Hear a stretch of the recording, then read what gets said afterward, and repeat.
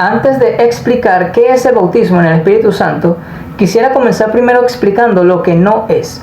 Y el bautismo en el Espíritu Santo no es hablar en lenguas extrañas o danzar en el Espíritu, que por cierto, eso es un concepto no bíblico. No existe tal cosa como una danza en el Espíritu en la Biblia.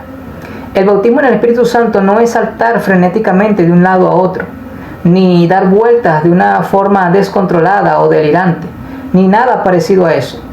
Todas estas cosas que acabo de mencionar son promovidas por el neopentecostalismo y surgen de una mala comprensión del texto bíblico. Bien, ahora que ya sabemos lo que no es el bautismo en el Espíritu Santo, vamos a explicar lo que sí es. Jesús dijo que aquellos que creen en Él, viviría en ellos el Espíritu Santo. Él estará en nosotros. Y eso es lo que se conoce como el bautismo en el Espíritu Santo. En el antiguo pacto, el Espíritu Santo estaba con nosotros, pero ahora, en el nuevo pacto, el Espíritu Santo está en nosotros. Es una economía completamente nueva y distinta. El bautismo en el Espíritu Santo ocurre en el mismo momento de la conversión. Es decir, no es lo mismo que la conversión, pero viene con la conversión. Todo verdadero cristiano recibe el bautismo en el Espíritu Santo en el momento mismo de su salvación.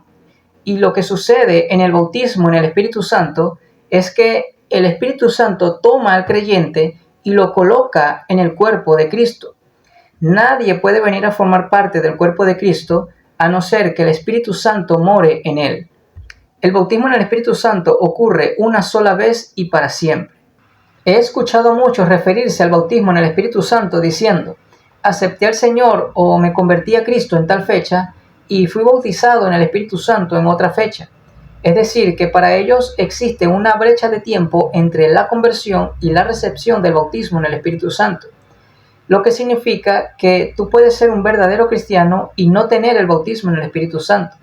Significa también que hay algunos cristianos que son bautizados en el Espíritu Santo y hay otros cristianos que no son bautizados en el Espíritu Santo.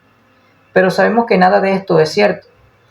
Y para respaldar esta idea, ellos usan los textos narrativos del libro de los Hechos, especialmente el capítulo 2, donde se narra lo sucedido en el día del Pentecostés, además de otros 3 acontecimientos narrados en el capítulo 8, verso 14 al 17, cuando los creyentes samaritanos reciben el Espíritu Santo.